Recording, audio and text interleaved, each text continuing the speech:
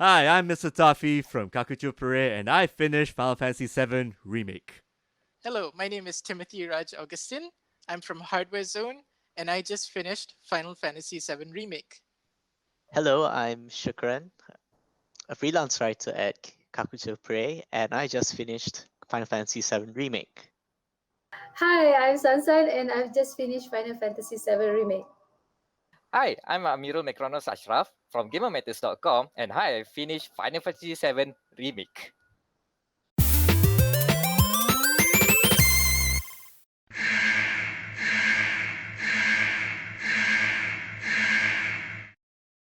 Hey everybody, and what's up? This is Mr. Toffee from Kakuchopurei, and we're going to be doing our very first ever spoilercast for a very huge game that came out a couple of weeks ago, which you probably have played it during this very tumultuous time in Malaysia history, or basically the world history lah, more or less. And yes, we're going to be talking about Final Fantasy VII Remake, and this is going to be a very spoiler heavy podcast or videocast, because you can see my face right now, along with my special guests who are joining me here at this point in time. So why don't you guys introduce yourselves before we start? We'll start from the top. Shuqran, since your face is here first. Alright, hi, I'm Shuqran. I'm a freelance writer for Kakuchopurei. Besides that, I'm just, an average gamer. I like a lot of games, especially Final Fantasy. Been a fan of Final Fantasy for a while, and that's it, I guess. All right. Next, Tim, let's go. Where are you from? Tell the entire world who you are. Alright, my name is Timothy Raj Augustin, and I work for Hardwarezone / GameAxis. We do video game reviews, TV show reviews, movie reviews. Recently, I finished Final Fantasy VII Remake, and I'm looking forward to talking about it. All right. Sansan, you're next. Tell us who you are and tell us your stream. Do the little plugs here and there.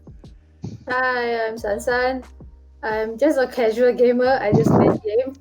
I stream when I have the time. I'm a mom and a full-time working mother of one. Oh, actually two. I have a cat. So Yes, cats do count. Yes. yes.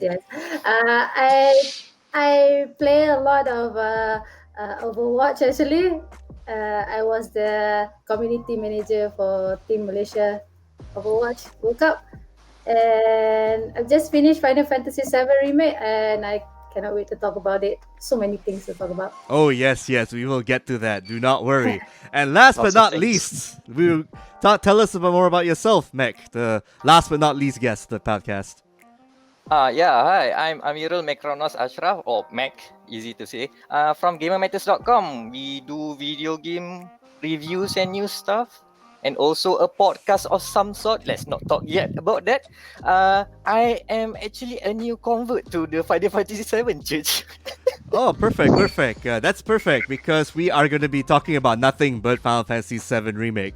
Now, before we get on to the nitty-gritty about how it ended and whatnot, how did you guys... Were you guys one of the few who got anticipated about when it was revealed on E3 2015? In fact, did you guys actually finish or play through the original?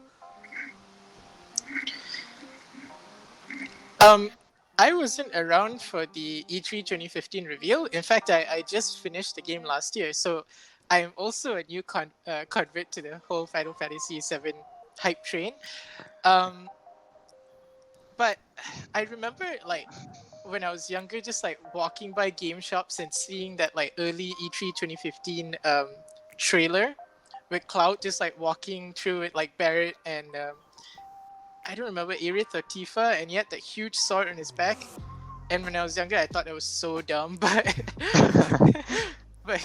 It's anime. Yeah. Years later, I've gotten very used to well, not gotten used to, but I just got into the game last year and now I love it.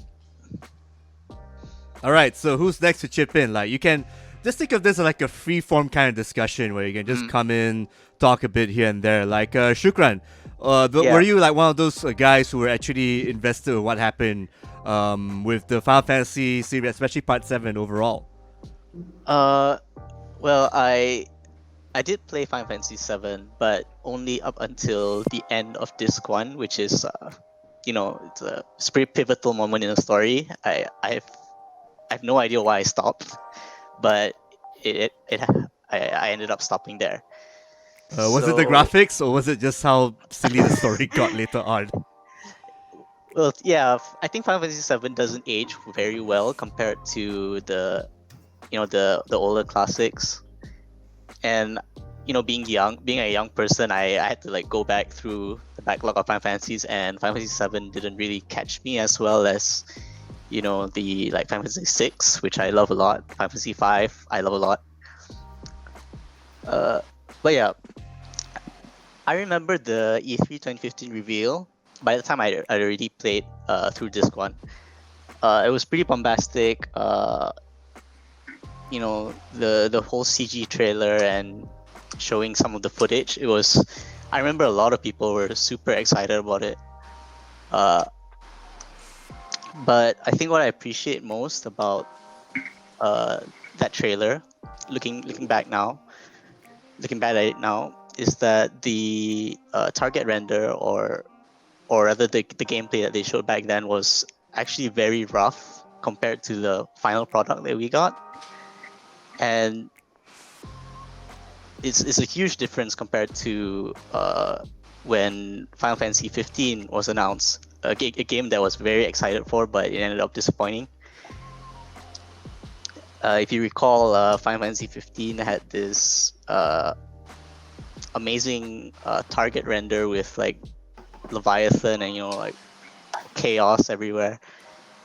Wait, so are you referring to it when it was Final Fantasy Versus 13, or when it really changed the number to 15? No, when they changed it to Final Fantasy 15, it came with this really amazing trailer, but it turned out it was just like CG. It wasn't really like in-game, in the engine. It was in-game, so that didn't end up making it into the game, so that was disappointing. But with Final Fantasy VII Remake, it sort of flipped the other way around.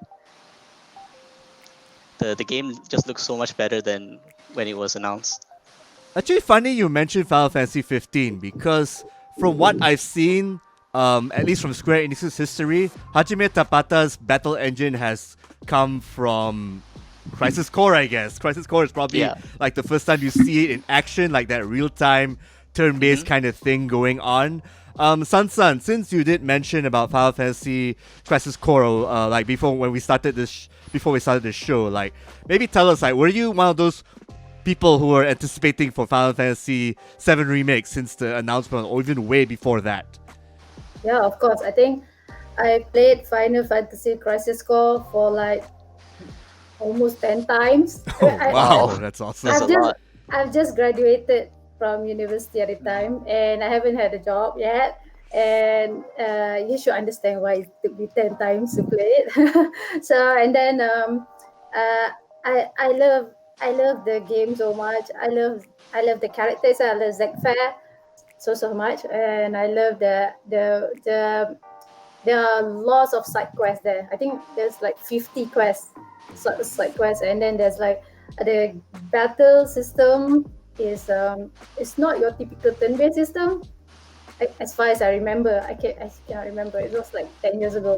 Okay. It wasn't quite turn-based. I mean, yes, you still run around, you still slash your sword with Zack, but the menu pop-up. Turn-based. But it's fun, and after that, I think it was somewhere, I cannot remember which year, 2000 something, that they did this small trailer. It's not a trailer, it's more like a technical presentation of their engine. Mm-hmm. They showed the introduction of the Final Fantasy VII. Like, so after that, I remember everyone kept asking for a remaster, remake, HD.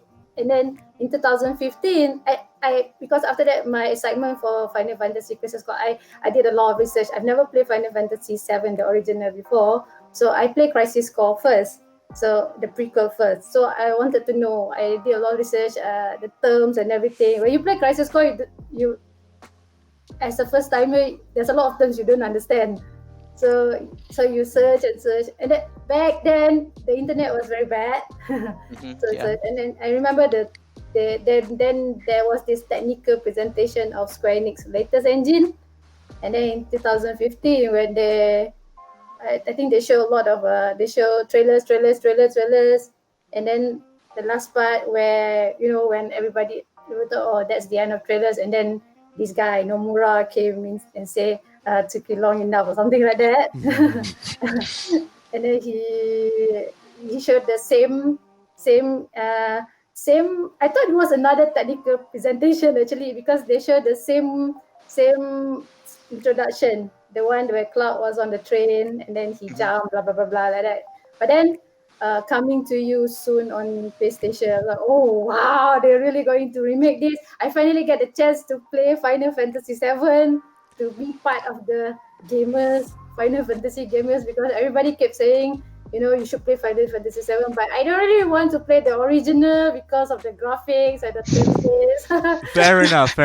Yeah. So when they said the remake, and then but then over time they said it's going to be episodic, and I said I'm not going to spend money on this.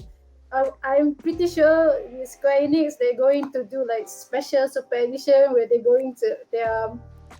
are going to combine everything and make it super special edition or something. So, but then I saw the people playing it and it was like nice gameplay, so I say whatever. It was the best game. So that means you've been waiting for it since 2015 when it was announced? Yeah, I've been waiting for it, but I didn't want to look so forward because I knew the nature of Square Enix. They like to milk everything.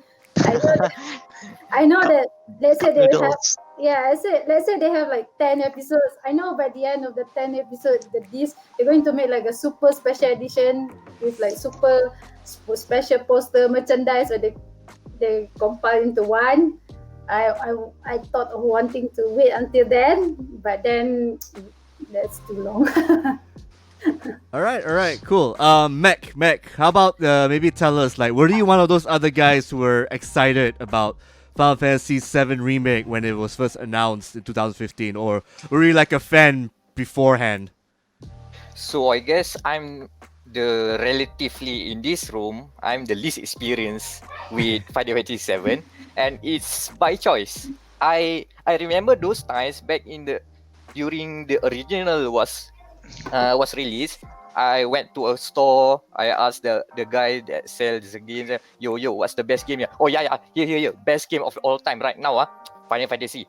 Go play this one, best game. 3D, so I tried for 1 hour. I have no idea what I'm doing.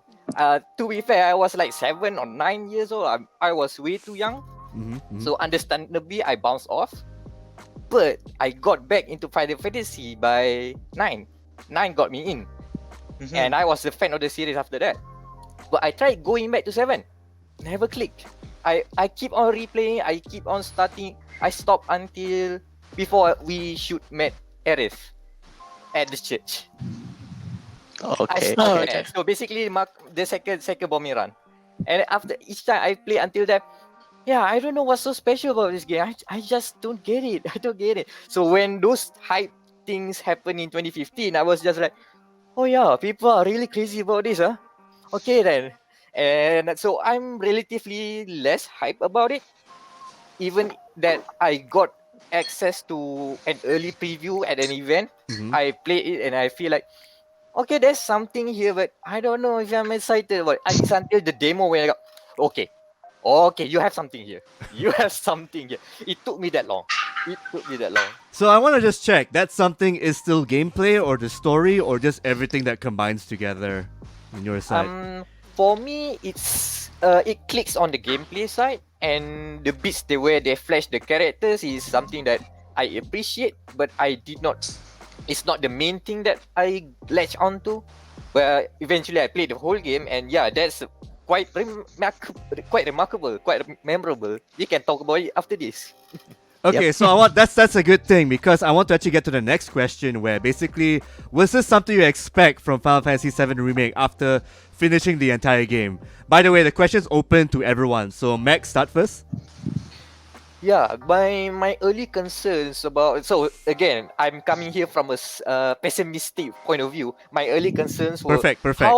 how they were going to make what I assume to be like a 10-hour portion of the original game, the Midgar area, to be 10 hours is stretching it, I think. Yeah, stretching it. it's Or much even less shorter. than that. My Is it even God. It was shorter? about 5 hours or so, and then when you get out to the main map, you get to go to the Calm Village, get to that stupid mini chocobo breeding mini game, and then you Oh, got all that other shit. You meet the High Sid, Yuffie, and then so forth. It goes on from there. Yeah.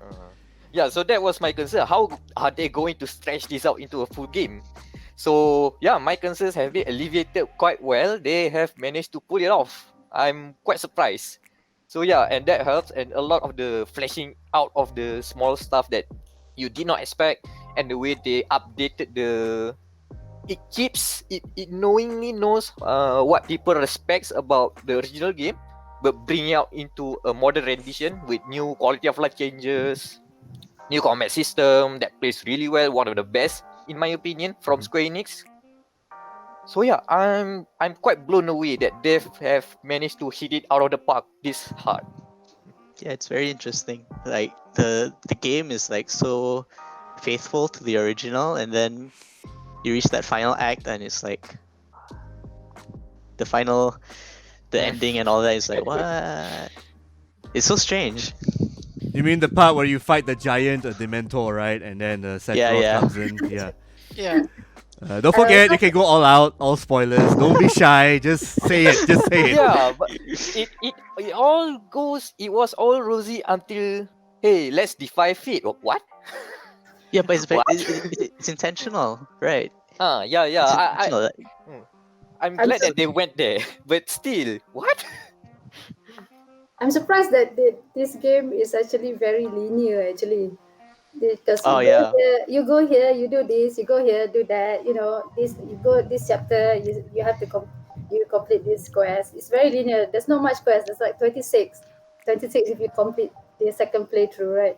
Yeah. So there's not much things. It's very linear, but it keeps you interested. The gameplay is really good. There's the material choice. I'm playing it a second time. So the first time I will play blindly, right? Play, and then say, oh, I should use this material. So when I play the second time, I keep on dying at this boss, the Hell House. I keep on trying for the Yeah. I think you're talking about hard mode, right? You've actually changed it to hard mode, right? Yes, the second time I play hard mode, it was really, really hard. They really amp up the difficulty for me, because I don't play For Dark everyone. Souls. It's for everyone. It's very, very Yeah, hard. so- Yeah. Actually, when I first played the normal mode, I was also surprised that it was not as easy like Final Fantasy 15. Final Fantasy 15, you Oh, really yeah. yeah, it's not. So when I play normal mode, I was expecting like Final Fantasy 15, but it was quite hard. You have to use your items. Wait, hold on. Continue, please. My son is here. Okay. Yeah, Okay, it's probably the hardest Final Fantasy I've played in a while. Final Fantasy 15 by comparison was quite easy. But like in a good way, right? Yeah, The- it's challenging, but Yeah, the Hell House fight just blew me away. But like I think it blew me away in a good way. Like I was the thing is when I played the original Final Fantasy VII, mhm. I didn't encounter that fight. I think I skipped through it somehow, skipped past it somehow. But so this particular boss fight where you go into an arena and end up fighting an entire house was jaw-dropping for me in like the silliest way. Like just having to keep track of all these mechanics. Like, oh, when it glows blue, you're supposed to do this elemental thing. But I didn't know that like my first time through, so I kept getting wiped again and again and again. And then I started to like realize like, oh, you're supposed to use certain like materia against it at a certain point. And like that fight took me a long time to beat. It was like the most agonizing fight for me in the whole game, but I loved it. Like it's so memorable. It might be like my favorite boss fight in a very long time. Just insane. You're fighting a house that's flying around an arena. Like how do you beat that? I like the special move it has at the end. Heaven's Ward. Oh, okay. Nice little throwback to part 14.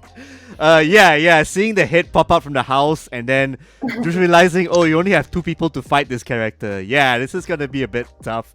Especially when you figure out, oh, you're supposed to wait for a stupid Great Barrier to get down, then you attack it when you can. Yes.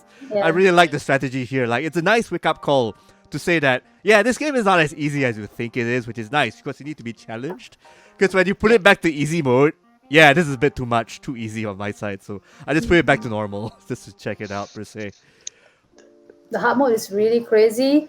I think I tried for 3 nights. Every night it was like 4 to 5 hours trying. Yeah, it was really hard. And then I think at the end of finally I've defeated it. My head just went numb. I already can memorize the move, what he's gonna do next. So I think that's why I can defeat it. It's that hard actually. The reward is being able to see Cloud dance again. Oh, yes.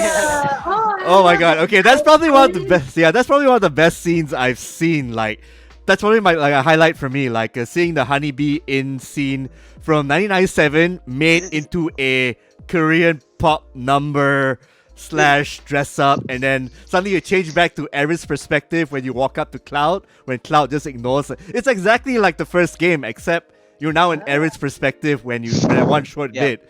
But what do you guys think of that scene, especially? Of course, I love it so much. I wish that they had, you know how they have a lot of mini games like squats and push-ups and all that. The Tifa push-up is the worst. But I wish that Square made a mini game for that dance actually. Yeah. Different dance. I wish it was really good. Oh, I really liked it too. Yeah, it was very, very colorful. Yeah. Get to really see Cloud. I mean, first time playing Final Fantasy, I always think Cloud is an asshole. The way he treats Tifa and Aerith. Can I say asshole? Oh, yeah, of course. Please do. Yeah, I think he's really an asshole. He's a jerk. If he's in front of me in real life, I will definitely tell him off. But that scene, the whole chapter 9 is a different perspective of Cloud. It's a really nice change of pace. Yeah, because you sort of can tell that he wants to save his friend, right? Even though he has this very cold exterior, he's willing to like go through that embarrassment to save his friend. Actually, I gotta ask, when you were doing the wall market stuff, did you guys get Chocobo Sam's missions or did you get Madame M's missions? Oh yeah, that was super surprising, finding out that there are 2 sets of quests. I didn't know that until someone told me about this. Yeah, go on. I got the one when the other one, the other set. Not the Chocobo Sam quest. Madame M. Yeah, Madame M. Yeah, Madame M. I think you only get that if you spend like 3,000 gil on the massage. Oh, I could never get to that much around that time. Right. Yeah. Oh boy. Have you seen the 3,000 gil? That was worth it. That was worth it. To see Cloud's face. I was playing that with my son watching. That I had to close the screen. So I said, okay, but let it pass. Yeah. Okay. That was over the top in the right way. Oh yes, it was. and the fact that that's the first part where you switch to Aerith and you can just see Cloud over there and just feeling like overwhelmed. And she asked, how was it? And he wasn't talking. He has different reactions depending on which massage you pick. Yeah, the cheapest. Yeah, you get a funnier reaction the too. cheapest one, he's in pain. Okay. he's in a lot of pain. Okay, so especially I would like to also touch upon that bit too, because it seems to also showcase a bit of other characters like a new Johnny. guy, not just Johnny, but also Leslie, the Don Corneo henchman guy. That's right. Yeah, to be honest, I didn't. New, eh? I didn't like Leslie's story. It's like, oh, it's kind of shoved in, especially when you were doing that quest where you're chasing a pig down the sewer. Yeah. But beyond that, I mean, earlier on, like, Johnny's bit was actually kind of funny because, he's a guy who's trying to make his own, even though he's kind of incompetent at doing it so. But what about your thoughts about, the new characters here and there, especially Madame M and Johnny and so forth? I like Johnny a lot. I really like Johnny. At the start, whenever he popped up, I was like, this guy's gonna annoy the crap out of me throughout this entire game. But as he kept popping up again and again, especially in like the wall market segments, and that one quest where he shoot, I don't remember. He gets food poisoning or something like Oh that. yes, That was okay. hilarious. Like I really love him so far. You see, I wish I got those quests because on my first playthrough, I just got the Angel of the Slums quest or something. Oh yeah, the one with the old lady, yeah, and all that stuff. Yeah. It wasn't as funny. Like from what I've seen, like the Johnny quests look hilarious. Yeah, those Johnny quests, it reminds me a lot of Yakuza, by the way. Oh yeah. Literally, the first thing you have to do is go to a very unscrupulous vending machine, something called the sauce, and everybody was like, "Oh, you know what this is? I know what this is. We don't gonna tell you, audience, no, but you know what that is. It's called the sauce. It's literally called the sauce." Oh boy, they are leaning heavy on the Yakuza vibes here. I'm vibing. I I'm think just Square vibing. Enix, they did take some pages here and there from Sega when you are doing all the quests, because you get to find out about the school teacher in Sector 5, the Sector 5 slums, you know, when you find the Oh kids. yeah, that was nice. And then I just found out this tidbit on my recent playthrough where apparently that same teacher was actually at Wall Market because she was supposed to go out Yeah. on a date or something. Yeah, she was there like somewhere talking. I thought she was gonna do part or something, but you actually really have to go out your way to look for her, like in the alleyway or something, to see those little tidbits here and there. Do you mean the teacher around Aerith's house? Yeah, the one where you put the flowers, you collect the Yeah, flowers. for she's the a front. dancer. Oh, a dancer. Sorry, she's a dancer. Yeah. Holy shit! Right. Yeah, Yeah. she's a dancer. And she's like, don't judge me. I just do this in my spare time. Ah, okay, I yeah. thought it was really I don't cool. tell the kids. I Don't tell the kids. really like the little details here and there. You know, they put in like every character has their own little side story, but at the same time, yeah, you kind of flesh out. Especially that one bit where you have to put the flowers on the guy's dead wife's graveyard, like in Sector 5 as well. That was kind of surprising how Cloud actually handles that too. Do you guys also got your own other side stories you want to talk about, like the ones Yeah, that actually? I like that after you dress up Cloud, Mhm. you did Cloud, and then you talk. Did you guys talk with all the NPCs? I talked Yeah, to yeah. I talked to the guy with the Chadwick. glasses, Chadwick. I Chadwick. thought it It was hilarious. I didn't know Charlie. Did you guys know that who Charlie really is? Yeah, he's a cyborg or He's something. a cyborg or something, right? So I didn't know at that time why does he have that kind of emotional response. That's so nice, so cute of him. Then turns out it's a cyborg. Then I was like, oh, that's so sad. Yeah. What is this Cyborg emotional has response? emotions. Yeah, all the cat calls I get when I was dressed up as Yeah. Cloud, yeah, was also hilarious. Like, And Oh, ideally, yeah, that was nice. There's yeah. an actual breakup going on after the guy saw Cloud. I mean, what? I wonder what his girlfriend would think when he found out that it's actually a guy. Yes.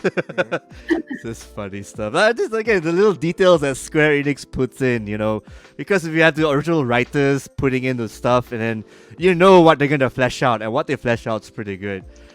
They fleshed out a lot in this game. Oh yes. Mhm. How about when you actually reach beyond Wall Market? Like when it comes to like the other side quests, I think it was like when Aerith gets kidnapped by Shinra, you know, for the experiments and shit.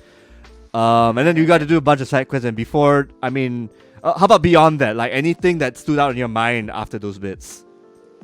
Oh, can we talk about during the final bit where you're infiltrating the whole Shinra base and Yes. you can choose between taking the elevator and the stairs? Like, I want to know who took what. Yeah. Oh, I Who took think what? Who took what? That's hilarious. I took the stairs. I did not realize it was a choice. I went to the first thing first, and then Barrett went, "Well, you gotta be shitting me." So that means everyone here took the stairs, I guess. I took the elevator. lift. I took the lift. Oh, okay. Yeah, Because same. I was like curious, like because in the original game I took the stairs, but I want to see how they actually they actually give you the option just like in the first game. So I'm like, Yeah. I'll take the elevator this time. And you got the fights. You got a little cute scene where an employee comes in and it turns out you are infiltrating an office, so you kind of expect these things, you know, like everyday work to work people coming in and checking out the cafeteria. And then when my second playthrough, I took the stairs and I had a blast. Like the amount of detail they put on the characters, like it turns out that Tifa was the first to reach Hugo because he's kind of Yeah. athletic as hell. Yeah. And then Barrett will always be the last. And then you notice that as you're climbing up, you're getting slower and slower. Yeah, it was really good. one my favorite tidbit on there. Do you see on the stats there? Again, you see the floor numbers. Oh, Floor yes. number Yeah. sticks up.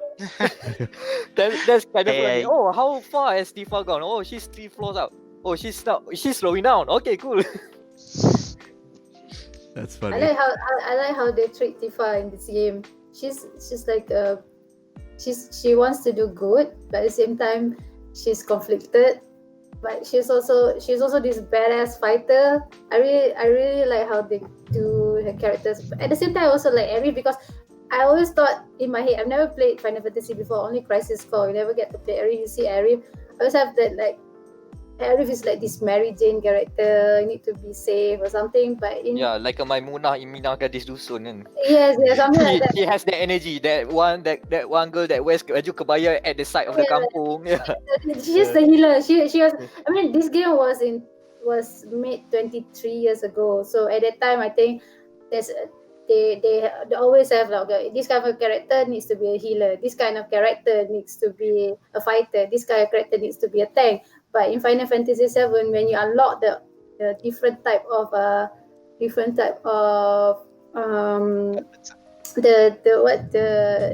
weapons, right? Yep. yeah. I find that I made Cloud the main healer. I feel I made Cloud the main healer, and Eri was like my main black mage. Yeah, So it's like 23 years ago they did all this, but now you can actually up to you how you want to make your characters like. So I like that part. I like how they make all that. Did you guys also, since you brought up Crisis Core as well, did you guys also check out the other supplementary Final Fantasy VII material, like The Kids Are Alright or Advent Children and whatnot? Because I also realized that that woman, Kairi, the one with the hat, the one that did that whole speech, yeah, apparently she was from The Kids Are Alright, one of those prequels in Final Fantasy in a book for. yes, same as Leslie, I think. Oh, Leslie too. Oh, okay. Yeah. Oh. They're both from The Kids Are Alright, I think. That's more That's like what a I visual read. novel, right? I mean, what was that mostly fleshing out about? I'm not sure because I've never actually touched like most of the spin-offs apart from Advent Children, Yes. which was that was something. Yeah, it was a retcon. I don't know, lah. It was just. Yeah, a lot of people have mixed feelings about that film. I'm sure you But guys that- do. But despite a lot of people not liking Advent Children, apparently a lot of theories point towards Final Fantasy towards Advent Children being canon inside Final Fantasy VII Remake. Actually, that is very apparent, which leads us to our next question, or per se, where when the entire game ends, when you fight the Whisper boss, it turns out, yes, you can fight Destiny here and there, and then Sephiroth comes in. You guys ever notice, I mean, that's the one theory that was brought up too, that apparently this Sephiroth you fight, and the Sephiroth who talks to Cloud at the precipice, edge of the universe, is actually the same Sephiroth from Advent Children because of the Black Wing. Because in the original game, you've never seen Sephiroth with the Black Wing at all. You've only seen him as Seraph Sephiroth or Safe Sephiroth or whatever, or Bizarro Sephiroth or Image Sephiroth before you meet him in the North Crater at the end. Tim, since you finished the game recently, I think you know how it ended everything right. And maybe your own theories about that, like especially when it comes to like the Advent Children Sephiroth. Like, any thoughts on that? They could go so many directions with this. Clearly, they're building up to something very different from the original game. I think the most popular theory and the one that I'm currently running with is that this is either a Sephiroth from like another dimension or a Sephiroth from like the future who's coming back to stop the events of Final Fantasy VII from happening, which eventually result in this failure. He has like one mission throughout all of Final Fantasy VII. He fails doing it, and then he gets absorbed back into whatever. but the lore gets so weird after in Advent Children. But just ignoring that. But I think the theory is that Sephiroth is coming back and he's like tricked the main group into killing the Whispers and thus like freeing him from his ultimate destiny of dying. And that's his current mission. Just like future Sephiroth trying to save current Sephiroth, so current Sephiroth can succeed in his mission. I think that's my theory. Like I think that's what you're gonna do with this. I think that is the theory that most people are going with, that Yeah. Sephiroth has tricked the party into, cutting ties with fate. So when they cut ties with fate, then he has a chance again to sort of, manipulate the party into doing something that they shouldn't be doing.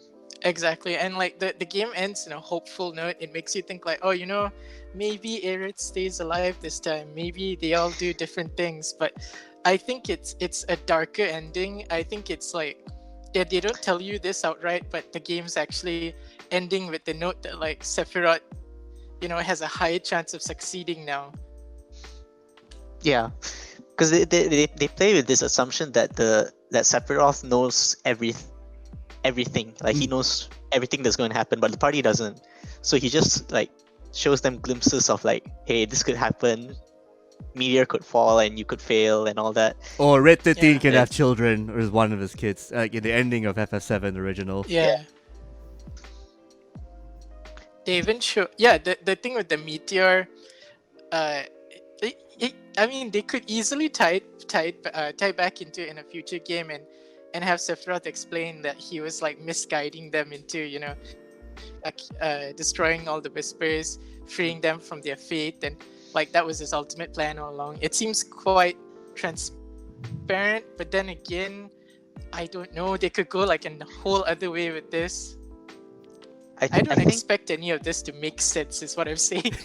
Oh yeah, I think in a way it would make sense if you are like a really, really, really galaxy-brained, super-level, hardcore Final Fantasy fan who's open to every single theory out there. Like, let's not forget that, those are reunion people, the one with the numbers on the side. I think, if I recall, Cloud, he was a failed experiment in a sense. I mean, in the original game, where before because he's got all that Mako inside. So there was a time in the original game where he was actually going to kill Aerith before Sephiroth did the job. Mm-hmm. Now, when that precipice of the world talk happened, guess what music was playing? Do you guys know what? Land? The Promised Land. That was the tune that plays when you're exploring that bit in FF7 where, Aerith is praying in when you lose Aerith forever, basically. Yeah. That same theme plays when Sephiroth and Cloud were talking at the edge of the universe. And that was like, okay, I never thought they were going to go that... yes, that gave me a bit of chills. But then it turns out, thinking about it deeper, it's like, yeah, those theories you mentioned, you guys actually could come through, where he's just trying to get out of his current fate so that he can do something anew. Like, I think what could be worse than Sephiroth killing Aerith is maybe getting someone else in the party to kill her for real, maybe. Yeah. If Cloud, if in that moment in OG Final Fantasy VII where Cloud was about to kill Aerith, Yes. if now fate has changed and he actually does kill Aerith, that would drastically change the story of the game. I feel like I don't know how the rest of the party would react to having an actual murderer on their team. Yes, that would be pretty cool. Like a nice way to develop something, especially for people who can actually access the original game right now. But the thing is, if my memory serves correctly, I think, go on.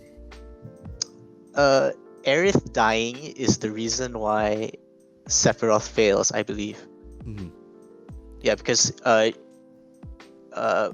spoilers, I guess, but when she right before Sephiroth kills her, she uses the white materia to cast Holy, right? Yeah, that's correct. Yeah, so and then she dies. When she dies, she goes into the live stream. Mm. And then towards the end of the game, when they're trying to use Holy to stop Meteor from hitting, the reason why Holy works is because Aerith herself is in the live stream, sort of activating Holy so that it will stop Meteor from hitting the planet. Mm-hmm. So, in a way, if Sephiroth doesn't kill Aerith, then Holy will be set to fail. So maybe Yeah. that's sort of my idea of where the story is going. That he's not going to kill her, because that is the pivotal moment where he's doomed to fail, I think. That could actually work too. You also gotta remember this was kind of like hinted at in the original game where the old man from Cosmo Canyon, Bugenhagen, he did mention live stream. I think death leads the cycle of life and death goes on. I cannot for the life of me remember what he said, but he said something along those lines, life and death, the live stream and everything. That's why Aerith's death is pivotal in making Final Fantasy's good ending happen in the original per se. But what Bugenhagen could also allude to is like maybe live stream and time kind of can collide in some sense, which is why Advent Children, allegedly Advent Children Sephiroth comes back in time in Final Fantasy VII Remake to mess up the story more or less with the whispers and whatnot. Yeah, this is for a person who's just starting out. It might get confusing, I think. It might As actually. someone who have started Final Fantasy VII essentially from scratch, I've totally lost what lost the plot by chapter 18. It's more like, okay, like the first few Yeah. glimpses of the Dementors is like, okay, I don't think this is old stuff, but sure. But I have no context about it. But apparently, as I think people have discovered, the Dementors, what are the Whispers, right? They're called whispers, yeah, they're called whispers. So the Whispers are essentially making sure the correct timeline of Final Fantasy VII is intact. So they are pushing characters into their place at the proper way. So that's why this character dies here, this character must be injured here, this character must meet this character, and so on and so on and so on. But it was weird out of context.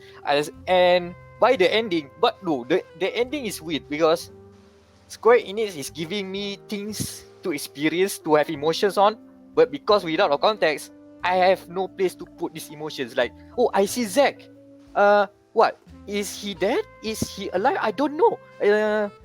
Like, you know how the scene where Zack is carrying Cloud, and that should be, for fans, it should denote that Zack is alive in this or whatever timeline that we have seen. For me, I have no idea what that means. Is it supposed to be? Is it a glimpse of a dream? Is it really he's alive or something? I have no idea. So there's a lot of very questionable. Just like, wow, this is amazing, but I don't understand. Wow. And then the poster of the stamp figure coming in. Oh, that's supposed to be another dog. I have what? Is it really something? It only sinks in until the end of the credits. The unknown journey continues. Oh yeah, they are taking a very different path for the next part. I think this is like Back to the Future 2 stuff in a sense where, you know, when you create a new pathway future, you have another timeline. I think, yeah, again, I think the stamp, the new stamp from Zack's timeline is probably another timeline per se, while the original timeline has been changed. I think that's a theory we can bring up there. Oh, Sansan, Sansan, your thoughts about you know, what we just discussed. Anything you want to add? Yo, I'm just happy to see Zack fair. When I saw him, he's not dead. I'm like, oh, all my tears 10 years ago was for nothing. He's actually alive. Oh, you know, an interesting part about the scene with Zack is that the cinematography of it is exactly the same as the one in Crisis Core. Yes, they did Like it. the camera angles and all that, his pose with his, you know, holding the sword up, like protect your honor as a soldier and all that. Yes, It's all exactly the same as Crisis Core. It is, yeah. It's interesting, huh? Maybe it's the same voice actor or not, but if Zack does make an appearance, he's not dead. There was this theory saying that he could not come inside he could not go inside Midgar because the whispers are all around Midgar, because they do not want him to come in, because if he come in, he defies the fate and so on, right? So I'm not sure. Now the second part is that they're going out of Midgar, right? I'm not sure if the whispers will be following them. I do hope that Zack made an appearance and make everything more messier. I think it could be a bit more tragic now that Zack is alive, because Zack is Aerith's boyfriend, and now if she were to die, that's gonna be like Cloud and Zack like double traumatized if that happened. Maybe Maybe Cloud did kill Arif, will kill Arif, and Zed will kill bonkers and everything, and Zed will want to kill Cloud now, and they become enemy, and Zed will become your final boss. I don't know.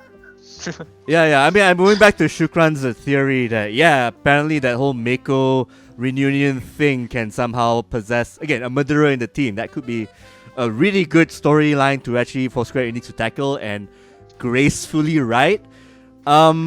However, what are you guys' thoughts about Tetsuya Nomura being the director for, not just for this game and how it ended, but like how it will eventually unfold, maybe as a trilogy or maybe even a 10-episode game or whatnot? What are your thoughts about, Nomura being at the helm?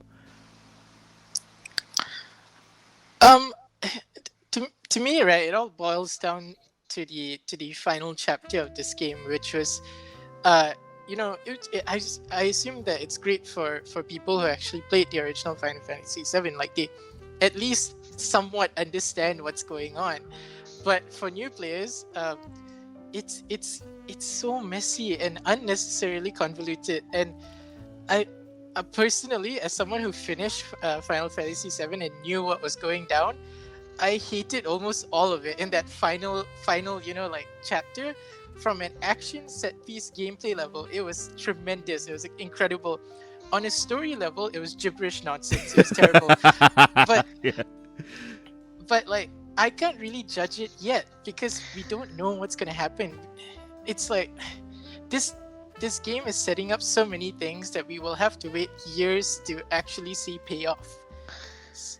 You know what? In a way, I like the idea of a clean slate so that they can sort of play around with what they can do with the story. But what I definitely agree with you that they shouldn't have made it so convoluted towards the end. I think ideally it should have ended with the plot ghosts are gone. There's no alternate timeline, and it's just like the characters are going on their journey, and then what will happen will happen. What may happen will happen. Yeah. It's so strange to me because I wanna criticize it, but I can't because I don't know how it's gonna shape out. I don't know what the game is trying to suggest. Like, we don't actually know for real if Zack is alive because they left that so vague. We know he walked away from like that famous death scene where all the soldiers were supposed And then to shoot him Aerith down. somehow notices her presence somehow. Yes, Yeah. like, what is going on there? Like, there's so much in that whole ending cutscene where I was just sitting there like this game is titled Final Fantasy VII Remake. I don't think it's unfair for people to play it and expect a remake, but it ended as more of a reboot. It's changing a lot of things, and I think personally, I can wait. I'm not going to be too judgmental on it until I play a sequel. But I've obviously the fan base is super divided right now, right? A lot of people love it. Some people just wanted to play the original game with like less complicated additions. But that's just the final chapter. As a whole package, I still loved it. As a first time playing Final Fantasy VII, which I've started from Crisis Core, I actually love the ending because now I can be with everyone, not knowing what's to come. Because Everything's all new. That's yeah, good because point. people kept telling me, oh, you should play Final Fantasy VII because so they tell me until the end. So it's kind of boring.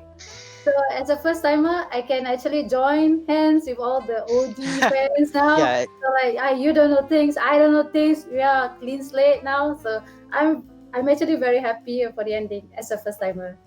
I think maybe Square Enix was working under the idea that everyone knows what happens in Final Fantasy VII. Yeah, everyone had Like, 23 years to, catch up. Basically, Even if they've never played the game, they just by cultural osmosis, they'll just know like what happens. yes. Yeah. So maybe they were working under that idea. So like, all that added stuff maybe wouldn't be so convoluted. But I don't know. I think they think really highly of the audience, which I actually respect. But yeah, like Tim, I'm on both sides of the fence. Where basically I'm cool with this, but I'm not a fan of how Tetsuya Nomura plans it out. But again, we can't really. Well, I mean, again, we have to wait for the payoff per se. But as long as he has the original team who worked on Final Fantasy VII working with Nomura, like Yoshinori Kitase, who's been around since FF6 in 95 or so, around that year, and Kazushige Nojima, the original scriptwriter for Square Enix's stuff and even Squaresoft stuff, I think we're in a safe space as long as he has people from the original project to rein his crazy belt-laden ideas in mind. Then I think it might be okay. The only thing I ask is that they continue the really good character dynamics from this game. They just carry over the great character dynamics into the next game. You know, great banter and all that. Like Chapter 8, the part where Cloud and Aerith are hopping across the rooftops. Oh, I like that. That's one of my favorite moments in the game, I think. Oh, and I also have one of the better tracks in the game as well. I really like that music and the fighting. It actually brought me Masashi Hamauzu himself, the composer, where he's done FF13's music, which is probably the only good thing about FF13. Yes, that's correct. Yeah. I think he started the arrangement. Hamauzu. Did you watch the episode 3, the behind the scenes? Yes, I did. It's glorious. Yeah, I love it. Apparently, he sang the Sephiroth stuff back in 1997. He did, yeah. And he did. Like you said, the one good thing about Final Fantasy 13 was one Final Fantasy 13 2 and like New Returns are the arrangements. He came in during 13.2. I think he started the same music, but when you're free roaming and you battle, the tempo changed. Yes. And so that he brought it here in Final Fantasy VII Remake, and they make different type of different. Yep. Hold on. It's alright. No worries. Yeah. What Intan did mention was because the tempo changes here and there, like and then especially all the different remixes of Let the Battle Begin, especially when you're fighting the crab boss. Like but it's actually meant to be familiar yet kind of new in a sense. But maybe I'd like to hear your thoughts about the music too.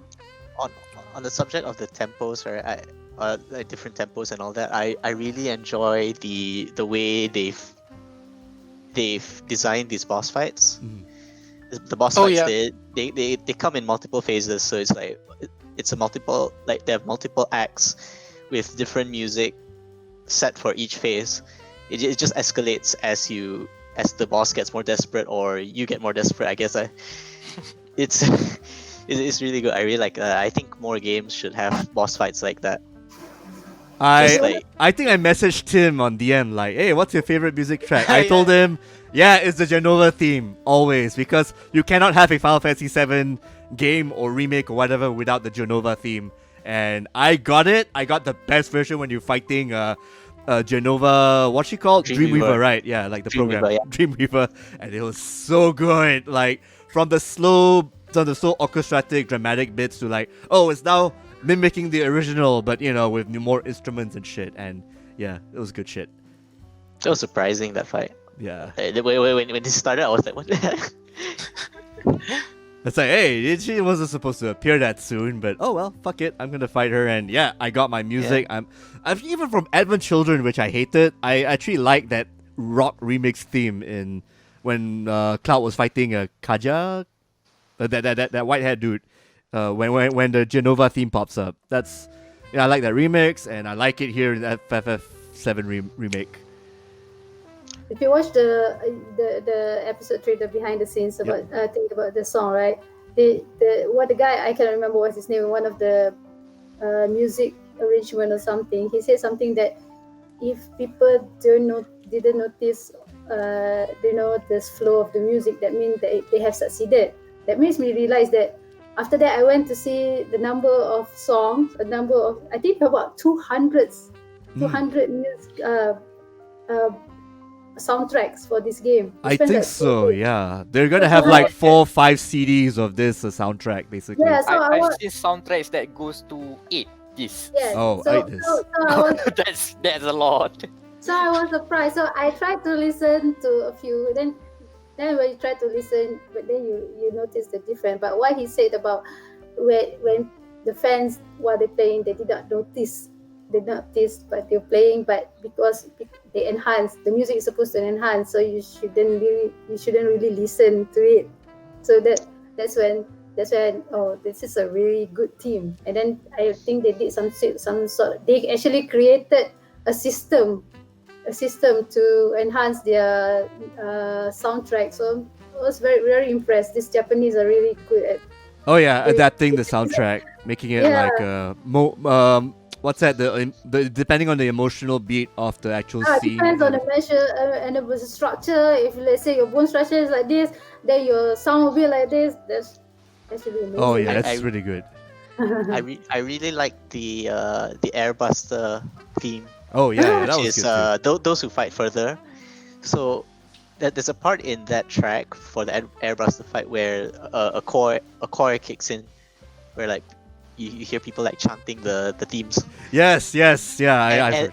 and that only kicks in towards the very end of the fight when like everything is burning and Airbuster is like all the way in the distance shooting at you. Mhm. That's when the choreo kicks in, and you can really feel the tension in that moment because Cloud and Tifa can't attack them, and It's only Airbuster is Barrett just who can shooting just- at yeah. you. I didn't Yeah, notice because I was so annoyed. it was a tough fight. It was a tough fight. Yeah, but yeah, that philosophy extends to all of the fights, and it's really good. I think Oh yeah, really well made. good stuff.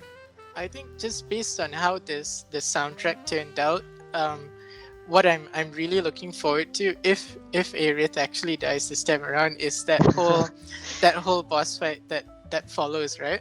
Where her music just sadly plays over the entire boss fight. While you're Seeing how they fighting a giant translate that. thing, yes. Yeah, like just having the music swell as you're fighting the boss fight. I think that could be an iconic moment. Like, I get chills just thinking about it. Yeah, I hope they keep that in whatever sequel they're going to be doing for this. Yeah. I think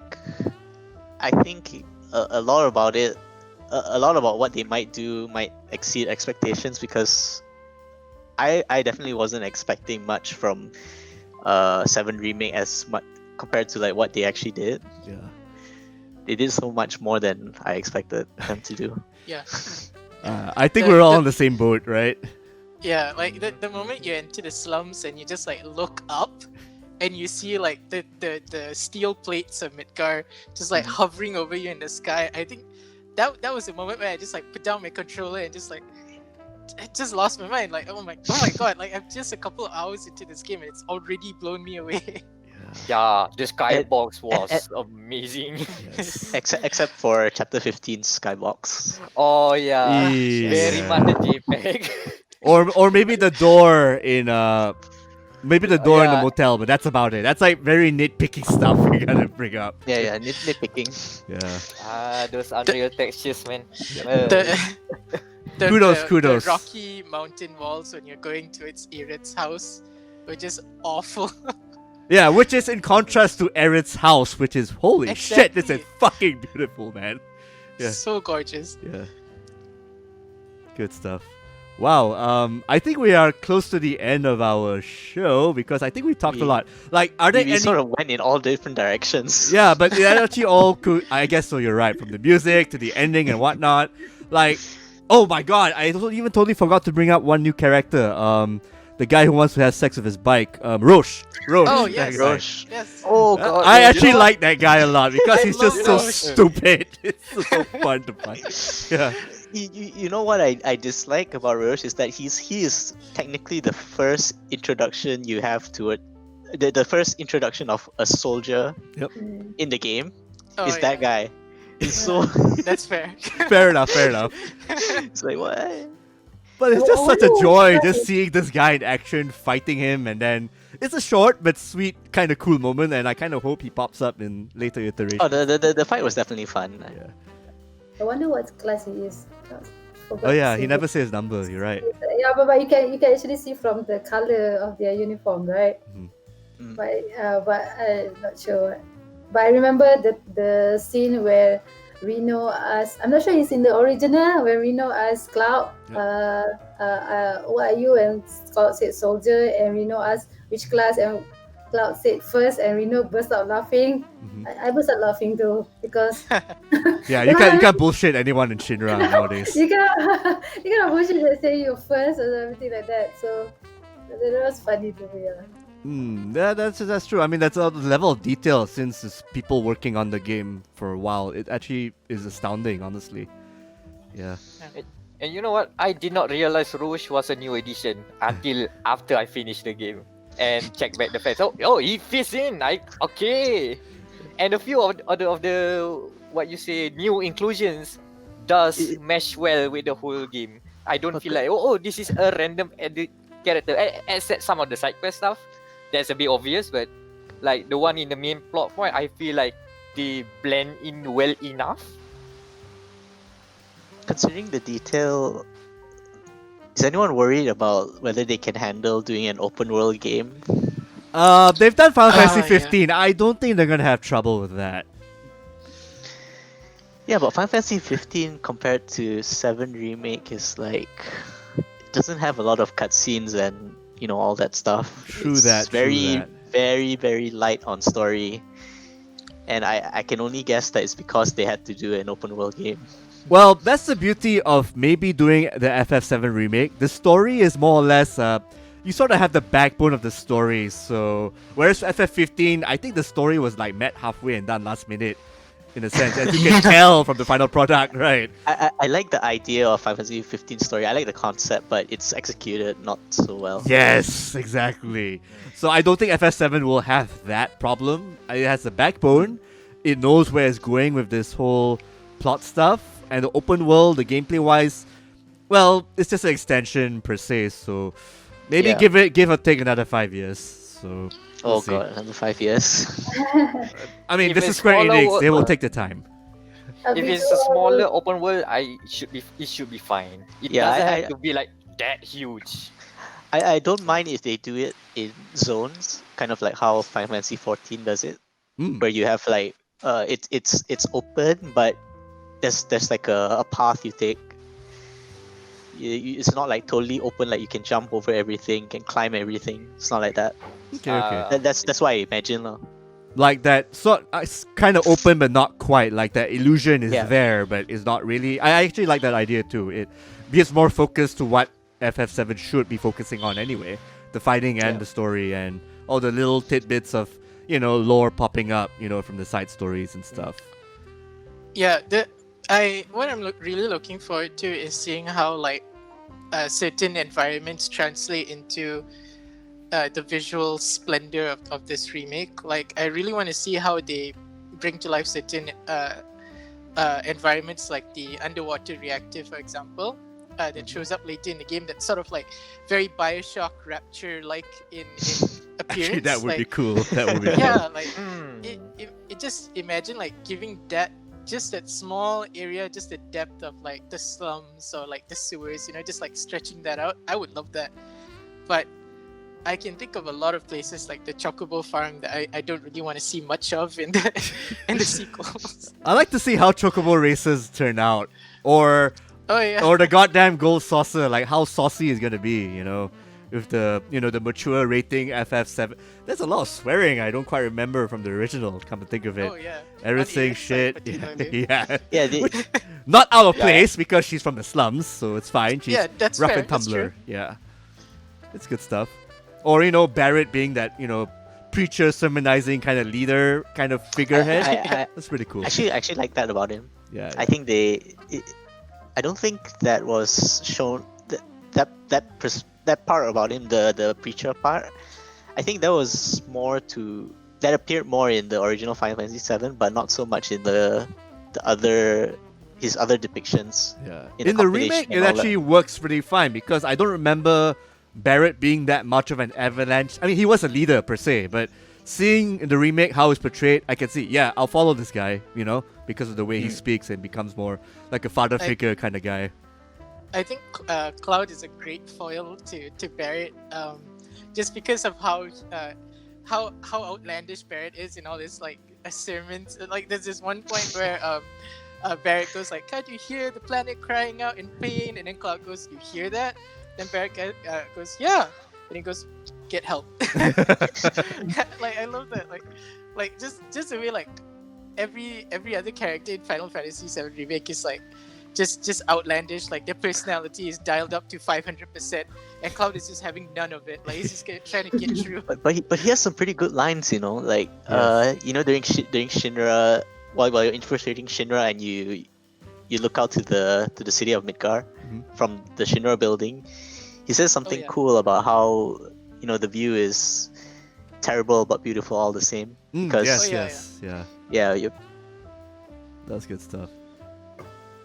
Intan, any more additions you want to bring up before we San before we end the show? Yeah, I just looking forward to the second part or third part. I don't know how many parts. Please don't take so long as I'm aging. Of course, of We're course. all We aging. all age. All humans age. Yes. Okay, just to get so far, but this is a really good game. It's exceeded my expectation because I really thought Final Fantasy is a dying franchise. Actually, I went through a lot of defending Square Enix up to the point I don't care anymore about Square Enix. So I was really surprised. It was really fun. I love how the characters will be done. The mini games. It's I wish that a lot of it seems that now a lot of new games right now like Horizon Zero Dawn, God of War, Bloodborne, Dark Souls, probably then Sekiro. There's a lot of serious tone in it. So it's very serious. Those are the kinds of game I'm not drawn to. So and there are actually a lot of casual gamers out there who really don't want to play games like Sekiro and stuff. So when Final Fantasy VII comes out, you have that Final Fantasy is always a tragic for me. It's always a tragic series. It's always somebody end up dying, somebody end up not being together. So they're always not having their happy ending together. Mhm. So, but then you have this the war market scene, the dancing scene. So it does appeal to new gamers. In fact, probably the new generation, like my son right now, he's more interested to watch the Final Fantasy. He cannot play right now because he cannot read so much, but he's excited to see the game. So we have a new. It's for Square Enix business perspective. They actually have brought a new generation of Final Fantasy fans. Okay, okay. So it's a business perspective. They could go a long way with this Final Fantasy VII remake. So I'm really my son now knows all the terms. He knows soldier. He knows Eric. He knows Turks. He knows Shinra.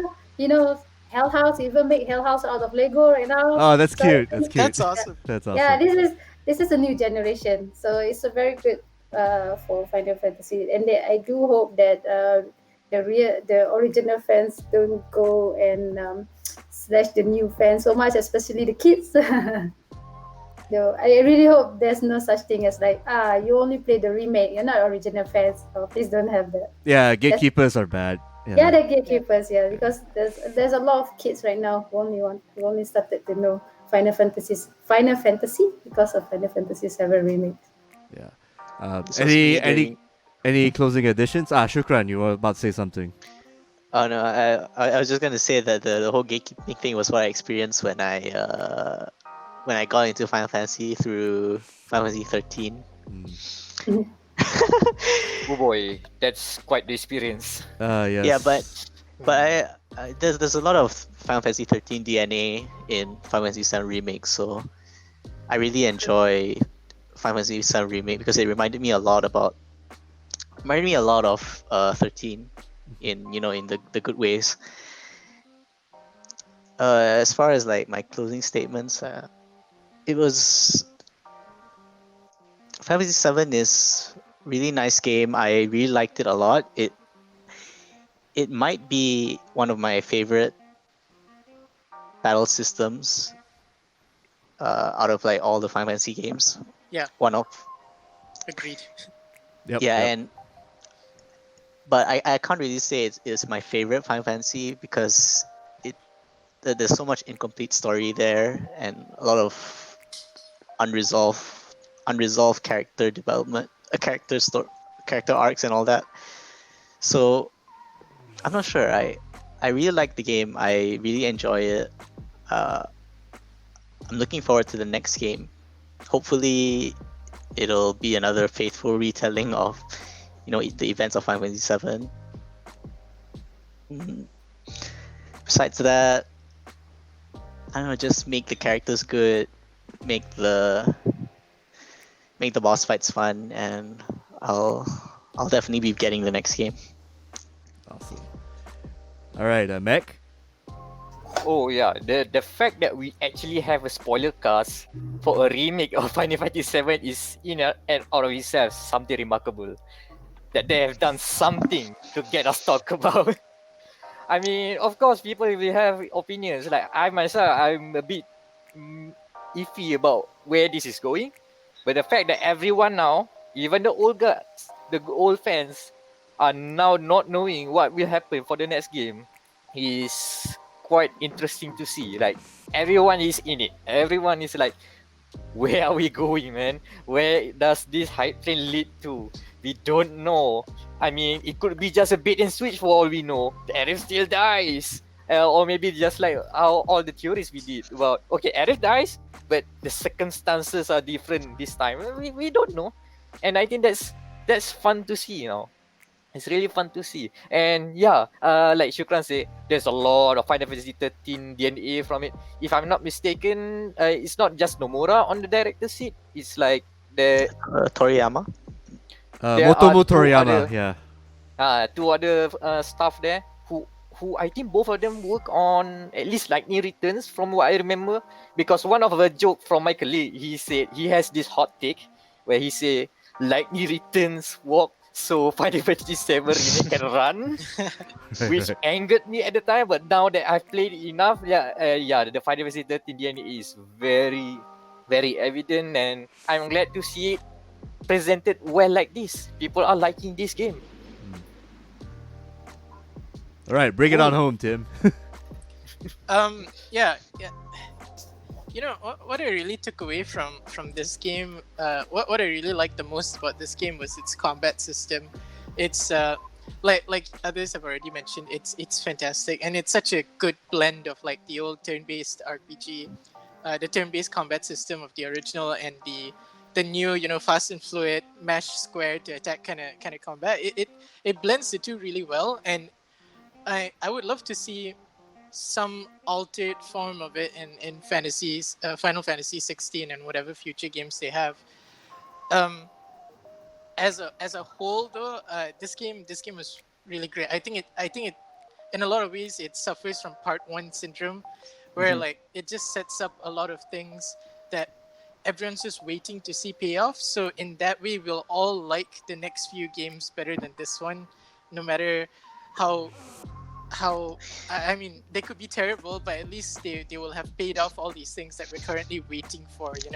They'll bring some closure to like the whispers and all of this stuff, and hopefully we actually see the whispers again at some point. Hopefully they're not completely destroyed and we're just in this game and never show up again for the rest of the story. Yeah, it's missing that JRPG peak for me, like the emotional peak. Yeah. It's missing that because it's just part 1. Yeah, in that way, I can see why they added that big climactic set piece boss fight at the end with all the whispers and everything. Yeah. They if this game didn't have that, I feel like I would look down upon it like a lot more, because it would just end at a really awkward moment. Oh, They it just would go out end. and make out. And Yeah. on the motorcycle boss fight, and then what? What? That's it? That's my Exactly. last boss? Fuck that. Yeah.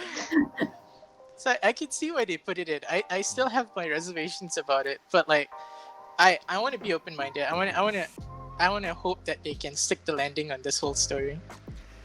All right, awesome. And there you have it. That is Malaysia's media game content creators' take on Final Fantasy VII Remake's ending and everything about it. I hope you guys enjoyed that little show, and hopefully we'll do more when we've got like other titles coming in, like maybe Last of Us Part 2 or Ghost of Tsushima or some other, well, depending on how our worldwide situation ends up fares. So I'd just say thanks again, guys, for joining in. Maybe I think that's all I can say. So see you guys. Thanks. Thank you. Thanks. Bye. Thank you. Bye. Bye.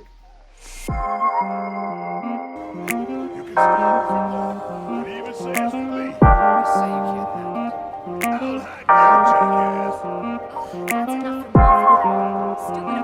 Stupid arguments aren't gonna get us there faster. But Tifa, I wasn't. Oh no, save it for the top.